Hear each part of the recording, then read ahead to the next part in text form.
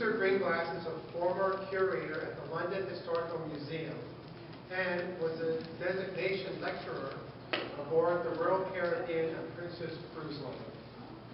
Mr. Greenglass holds a PhD in adult education and is also a retired professor from the University of Western Ontario.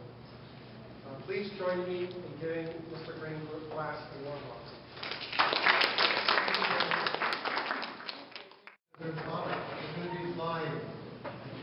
I brought a lot of pictures to share with you, and I think we should get started right away. So we're going to start off by seeing Iceland and then Newfoundland in the second part. Can't show you everything, but we're going to have a good taste, as much as we can. Well, Iceland has about 323,000 people for the whole country. So that's not a whole lot. The capital is Reykjavik. Reykjavik is the world's most northerly capital city in the whole world. That's Reykjavik. Reykjavik has a population of 118,000. And this is what it looks like flying into Reykjavik. The colorful rooftops and the color of the buildings make it very nice, very appealing. You see, in the winter, the days are very, very short. So you need something to cheer you up. However, in the summertime, we have days that are 22 hours long. Notice how clean it is. Does that strike you? Newfoundland. The capital, of course, is St. John's.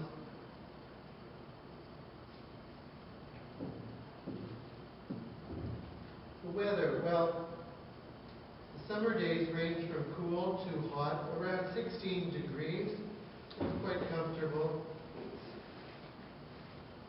Here we're looking at the harbor of St. John's, and you get a good view of the harbor by going to what's called Signal Hill, which we're going to visit now. But just before we get to Signal Hill, which happens to be, by the way, this hill here, Signal Hill, very famous for St. John's. Cabot Tower here, and here you see the way the ocean narrows down and eventually goes into the sheltered harbor. It's called the Narrows. You ready to travel? I hope so. How many of you been to Iceland or Newfoundland or both? Very good. And I know some of you are planning a trip and will be going pretty soon.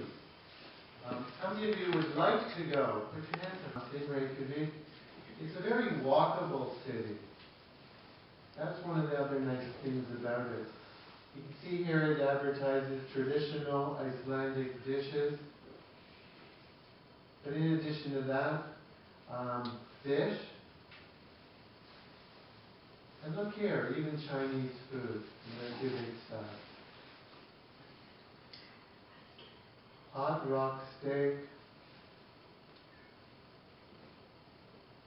Now here in the corner, this red building is actually now a shop. There's lots of nice things you can bring home. You might even catch a sail. A sail of a seal, or a seal of a sail. Here at the harbor, some statues are looking out, pointing out to the sea.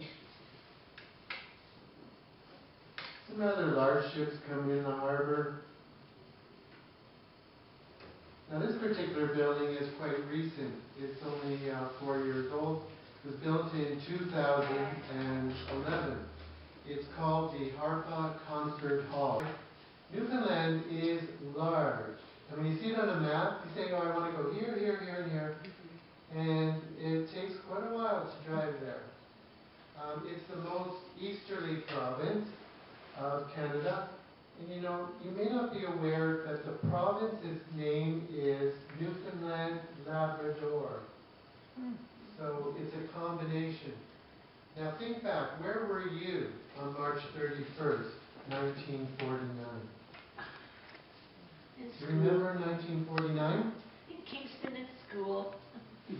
March 31st? Yeah. Well, do you know what happened on that date?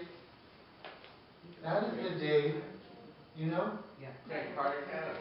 It became part. Newfoundland entered the Canadian Confederation. I mean, Newfoundland, Labrador. It's the anniversary today then. Oh, yeah. March 31st. Interesting. Yeah. Yeah. Good. How many years is that then? Somebody calculated. Historic buildings. Fort Point was up here on the hill. There were battles that went on, typically between the English and the French, and the French and the English, and it happened here as well. At one time, it was a very busy port, bustling port, but now it's not. And there would have been many more buildings at that time. It's interesting to look at the old tombstones, and you can learn a lot about history by doing so.